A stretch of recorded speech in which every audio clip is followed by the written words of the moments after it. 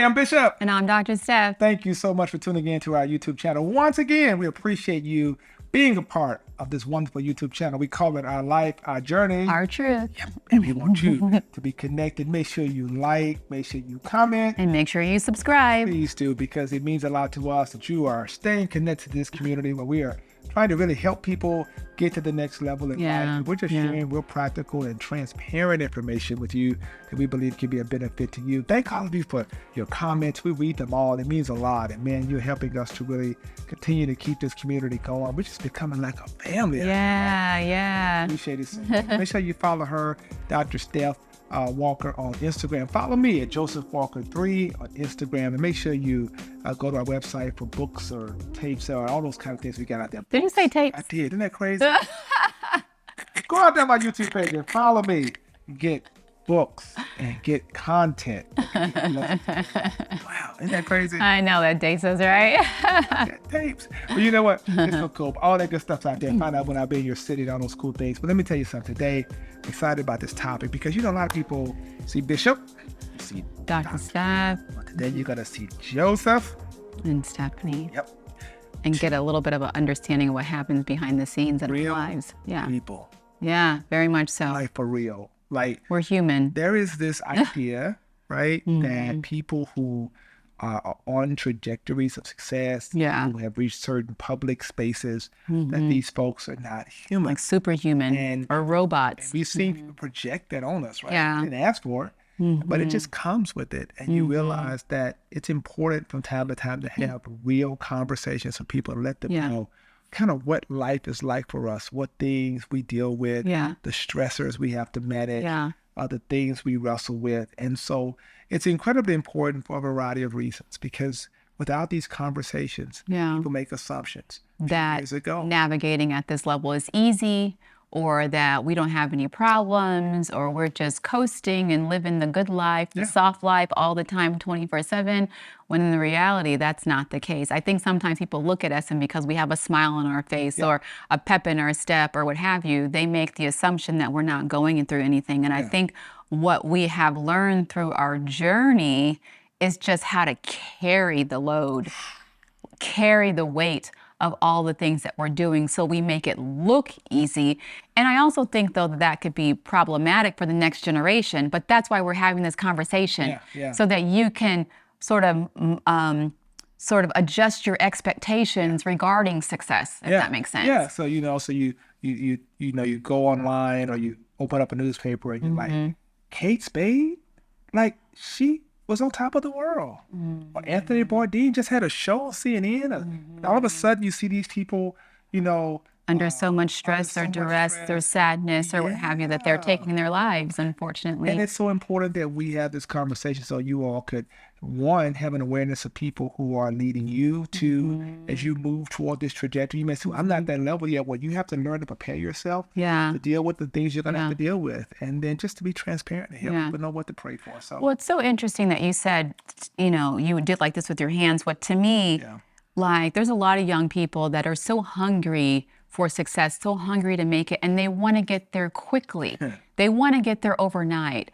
But for me, I think the reason that we are able to sustain where we are is because we took the stairs, right? Because all those experiences, the ups, the downs, what have you, allowed us to literally become tempered, well, figuratively, really, to become tempered glass, meaning that before we're fragile, right? You throw something at us, we break. But now we've been through so much that we are hard, meaning that if you can put heavy weight on us, you can put us through the fire, you can put us through whatever, but we're going to come out okay on the other side because we've been through so much that we understand how to carry the weight of the assignment that's on our life now. But it's not because we were born like this. It's because of all the things that we've gone through to get to this place. So I'm going to ask you a question. You can ask me the same question if you choose. Yeah. You're Dr. Stephanie Walker. You are a Ivy League trained physician. You've been on top of the world in medicine. You're married to a pastor. You're the first lady of Mount Zion Church. You're the first lady of a whole Reformation, full gospel. You're an entrepreneur. You're a mother of two amazing children. People see you out here smiling and see you doing all this stuff, and you're just so incredibly blessed. what don't they know? Who are you behind the scenes? What I think I'm a lot of things behind the scenes, but I think the most important thing that I would want people to know is that I'm human, that I go through my own trials and tribulations. Just because you don't see it doesn't mean it doesn't happen. I think that at this level, we're very good at not looking like what we're going through, and that I bleed when I'm cut, right? And so we've been through a lot of hardships where people have betrayed us, talked about us, lied about us, and they were people that were close to us, right? But I think people make the assumption that they can do that and it has no impact on us, but that hurts, right? We cut when we bleed when we are cut, right? And so I think helping people understand that no matter what it looks like on the outside, like especially, people who are navigating at high levels, at the end of the day, they're human and they have the capacity to hurt too. Yeah. You said something to me the other day. I had an experience. I was at a funeral. And people often think that pastors. Oh my goodness! Yeah, we talked about this the other day. Yeah. Funeral pastor. Let me tell you something. I'm gonna tell you something you probably don't know. My friend, Dr. Dewey Smith, out of Atlanta, he went through this. I went through it, and we deal with this. Right? People don't realize it. Right? I lost my mom. It became incredibly difficult for me to do funerals after that, because every time I do a funeral, I relive my mom's passing. Like PTSD. Yeah, and so. I was at a funeral recently, and, you try to be there. People want you to be there. You understand that. You're a pastor. You want to show up. You want to be there. And I was sitting at this funeral, and I was like tearing up. I was tearing up because of the nature of the funeral. I loved the guy who was doing the eulogy. It was his son.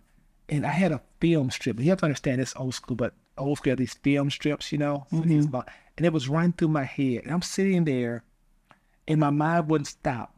At every funeral in 31 years that I had in that location went through my head. And at the same time, and I was like, nobody in this building would know what I'm processing right now. I remember the name. I remember I just saw it. And I was sitting in this emotional space, and I realized how much this was taking from me, how much energy it was sucking out of me.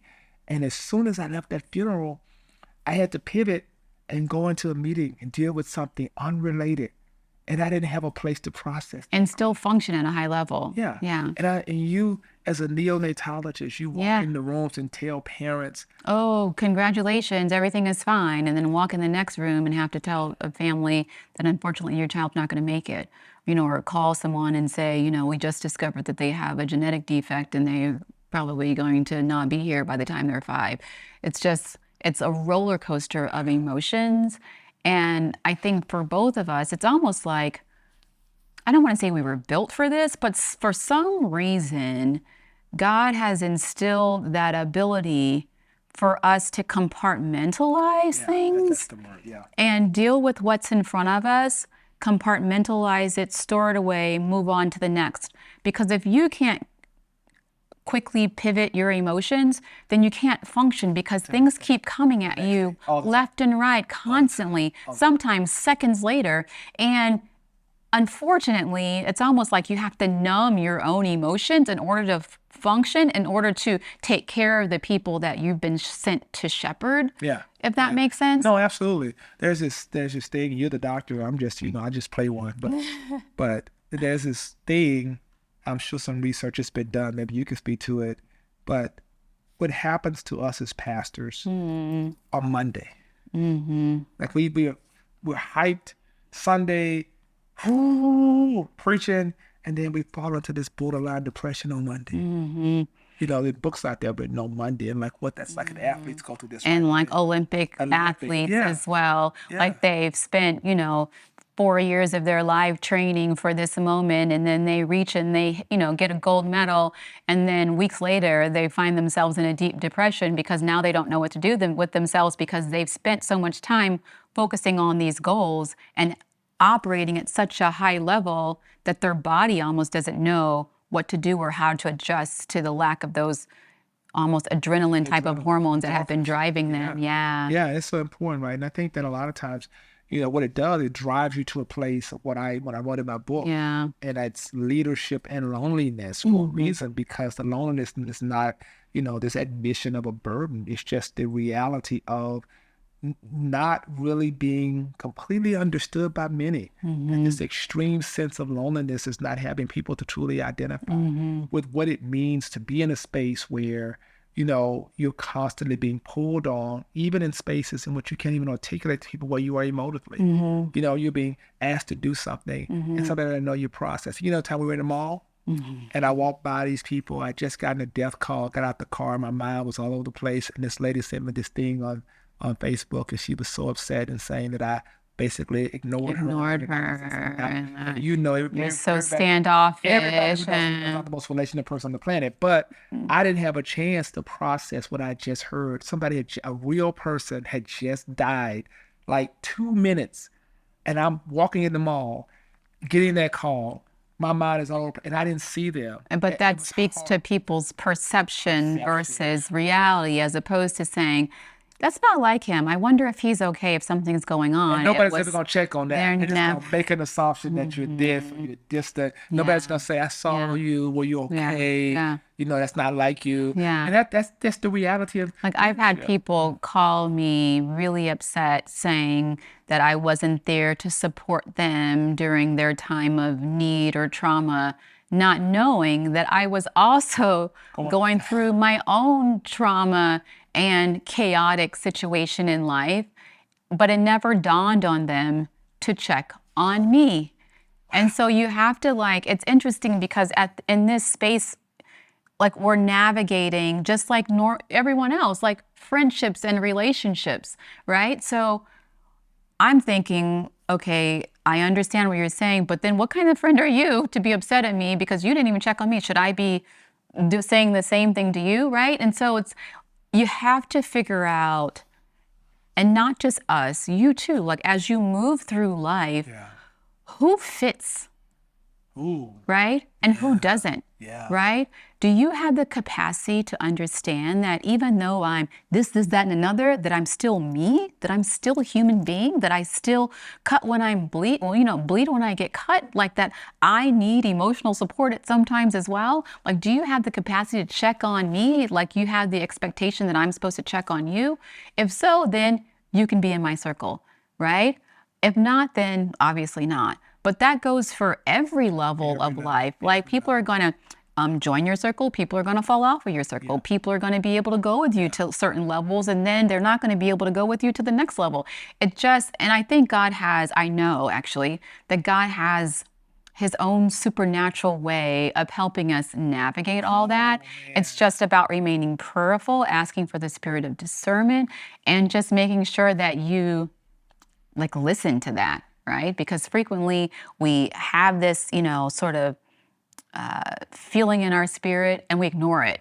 We're like, oh, it's not a big deal. And then when you really do need that person, or need something, or need a situation to be remedied, or what have you, that person nowhere to be found. Well, God told you 2 years ago that person was going to behave in that way, right? And so it's about listening and sort of understanding how to navigate relationships at this level as well. You said better than anybody else. Some people are your fans, not your friends. Not your friends. People wonder why Ricky smiled and I are his friends. Yeah. Because, we don't talk about his performances or his that he calls me. It's always in the human space. I'm able to call him in the human space. I can go to Birmingham and sit with him and be a human being. It don't have to be Bishop. Yeah. You don't have to be Ricky Smile the entertainer. We walked each other through some extraordinarily difficult times, and we've been able to be vulnerable in that space. And that's really it, right? Who can you be vulnerable around and it not cost you anything? Yeah. And who can see you as you are? I think because some people will get close to you and get next to you and think themselves friendly, but can't see you as who you are. They continue to see you as your title and all of these accolades and all these things that you do. That's you, not understanding that that's not me. It's just what I do. And those are two fundamentally different identities, right? Let me tell you something. There are a lot of people out there that you admire. We know a lot of them. They have great responsibilities, great platforms. But privately, these people are hurting. And they don't have many places to really explain that because they have to put the lights on, have to put the mascara on, Put the camera in their face. they have their game face on. Probably these people are really hurting because they read the comments that people write about them that are so far left from who they really are. They understand that their lives are ripe for public consumption, that every time, as I write in my book, where can a goldfish go in the Fishbowl. fishbowl and not be seen, right? Like, this is what it is. And the reality is, you see what people do. You see what we do, but you lose sight of who we be. Jesus began his ministry with the be attitudes, Yeah. not the do attitudes.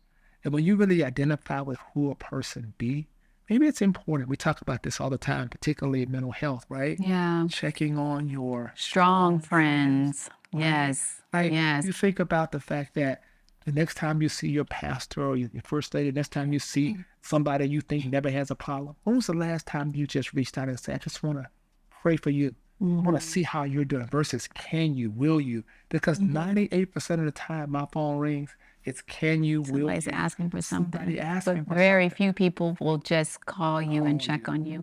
I'll never forget, like, something that sticks in my mind even today is I was going through a significant trial in my life, and someone called me and I didn't answer the phone.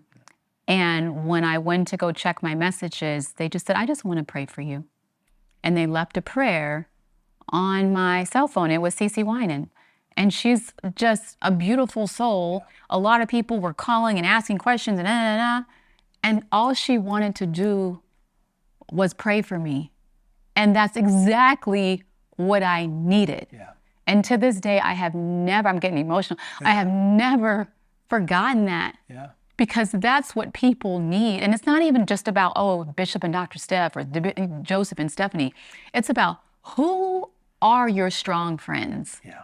Who are those people that are in your inner circle who always seem like they have it all together? Yeah. Yeah. Chances are they don't. They don't. When was the last time you asked them how they were doing? Yeah. And not just, hey girl, what's going on? But asking 3 questions deeper to make sure that, girl, I'm fine, is real, right? Like, that would make you a real friend. Asking real questions, inquiring, checking on people who never seem to need anything.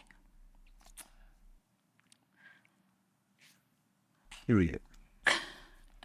Thank you for tuning in. I hope this has blessed you. We're just keeping it real. Yeah. See, it's real. Yeah. It's real.